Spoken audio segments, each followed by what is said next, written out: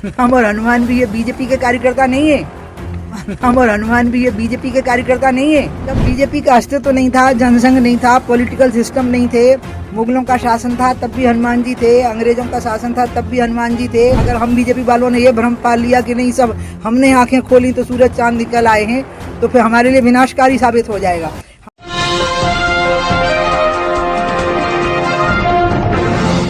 साथियों नमस्कार, मैं हूं नीरज पटेल और आप देख रहे हैं नेशनल जनमत। बीजेपी और आरएसएस के अंधभक्तों और हिंदुत्व के ठेकेदारों को उन्हीं की पार्टी की कद्दावर नेता पूर्व मुख्यमंत्री उमा भारती ने एक ही हफ्ते के अंदर दूसरी बूस्टर डोज दे दी है।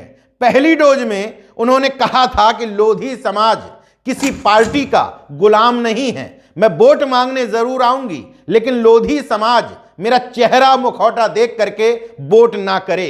छिंदवाड़ा में दी गई इस सेकेंड डोज में उमा भारती ने उन अंधभक्तों के मिर्ची रगड़ दी है जिनको लगता है कि भारत की खोज ही नरेंद्र मोदी ने प्रधानमंत्री बनने के बाद की, या उन अंधभक्तों को जिनको लगता है कि नरेंद्र मोदी के आने के बाद ही भारत स्वतंत्र हुआ, उससे पहले गुलाम देश हुआ करता था।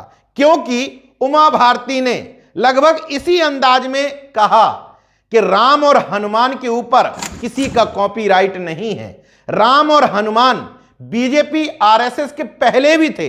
ये दोनों बीजेपी आरएसएस या जनसंघ के गुलाम नहीं है। और कोई संप्रदाय या समुदाय किसी पार्टी का बंधक नहीं हो सकता। भगवान राम और हनुमान भी ये बीजेपी के कार्यकर्ता नहीं है। जब बीजेपी का अस्तित्व नहीं था, जनसंघ नहीं था, पॉलिटिकल सिस्टम नहीं थे, मुगलों का शासन था तब भी हनुमान जी थे, अंग्रेजों का शासन था तब भी हनुमान जी थे, और जब कलयुग के प्रारंभ के पहले द्वापर था तब भी हनुमान जी और राजा रामचंद्र जी थे। अगर हम बीजेपी वालों ने ये भ्रम पाल लिया कि नहीं सब हमने आंखें खोली तो सूरज चांद निकल आए हैं, तो फिर हमारे लिए विनाशकारी साबित हो जाएगा। ये बात मैं पहली बार नहीं बोल रही। आपको याद हो जब राम जन्मभूमि में मंदिर निर्माण के लिए कुछ कांग्रेस के नेताओं ने चंदा दिया तो बीजेपी के लोगों ने उनका मखौल उड़ाया, तो मैंने तुरंत कहा कि खबरदार जो राम भक्ति का मखौल उड़ाया किसी की। राम भक्ति पे आपने कोई कॉपीराइट नहीं कर लिया है अपना। राम का भक्त कोई भी हो सकता है, हनुमान का भक्त कोई भी हो सकता है, देशभक्त कोई भी हो सकता है। अगले साल होने वाले मध्य प्रदेश के विधानसभा चुनाव और 2024 के लोकसभा चुनाव के लिए उमा भारती की यह नाराजगी बेहद खतरनाक साबित होने वाली है। वैसे ही ओबीसी महासभा मध्य प्रदेश में भारतीय जनता पार्टी के भूसा भरे हुए हैं। ऊपर से पिछड़े वर्ग से आने वाली कद्दावर नेता उमा भारती लगातार एक से बढ़कर एक इंजेक्शन ठोके जा रही हैं। पहले लोधी समाज को उन्होंने समझाया कि मुझे और उत्तर प्रदेश में कल्याण सिंह जी को, जिनको हिंदू हृदय सम्राट कह करके भारतीय जनता पार्टी इस्तेमाल करती है, इस्तेमाल शब्द उमा भारती ने ही दिया है। उन्होंने कहा कि चुनाव के समय मेरी और कल्याण सिंह जी की तस्वीर इस्तेमाल की जाती है, मुझे मुखौटे की तरह इस्तेमाल किया जाता है। मैं एक पार्टी की नेता और कार्यकर्ता हूं, इसलिए मेरी मजबूरी है कि मैं वोट मांगने आऊंगी, लेकिन वोट देना ना देना आपके ऊपर है। आपका मान, सम्मान, अधिकार जिस पार्टी में सुरक्षित हो उसको वोट दें।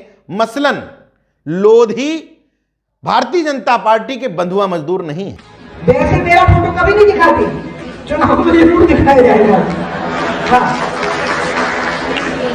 कल्याण सिंह जी का भी यही हाल है, वैसे फोटो नहीं दिखाएंगे लेकिन चुनाव में दिखाएंगे, तो आपका दिल आ जाता है कि हमारा नेता जिधर है हम भी उधर नहीं। आपको अपने अधिकार के लिए लड़ना है। इन बयानों के क्या मतलब निकाले जाएं? क्या उमा भारती का कट्टर हिंदुत्व से मोहभंग हो गया है? कतई नहीं।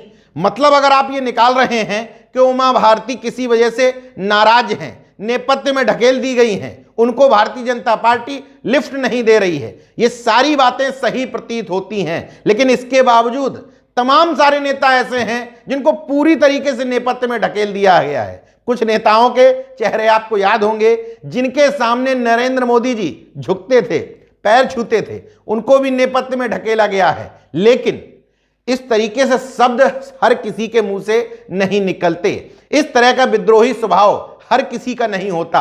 भले ही उमा भारती अपने फायदे के लिए नफे नुकसान का कैलकुलेशन करते हुए यह बयान दे रही हों, लेकिन इन बयानों के निहितार्थ समझिए। पहले वो पिछड़े वर्ग को, अपने समाज को यह समझाने की कोशिश कर रही हैं कि किसी की भी गुलामी से बाहर निकलिए।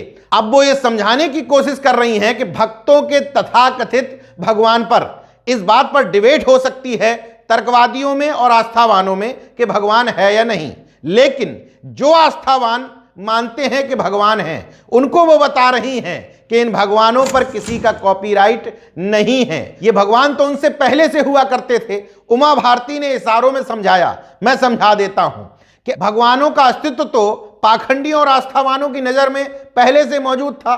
भारतीय जनता पार्टी ने उसका राजनीतिकरण किया। कैसे? राम की पुरानी तस्वीरें आप याद करिए, बड़े ही सरल स्वभाव के राम हुआ करते थे ये वाले, लेकिन भारतीय जनता पार्टी के राम उग्र राम हो गए, उग्र हिंदुत्व वाले हो गए, नफरत करने वाले हो गए। पहले लोग एक दूसरे से राम राम किया करते थे बड़े सॉफ्टली, लेकिन अब वो राम राम बदल करके हो गया भुक्टी तानना है, मुट्ठी भींच करके आसमान की तरफ हाथ उठाना और कहना है जय जय श्री राम। मतलब सामने वाले समुदाय को चिढ़ाना है, नफरत पैदा करनी है और उसमें वोट बैंक की संभावना तलाशनी है। तस्वीर भी बदल गई।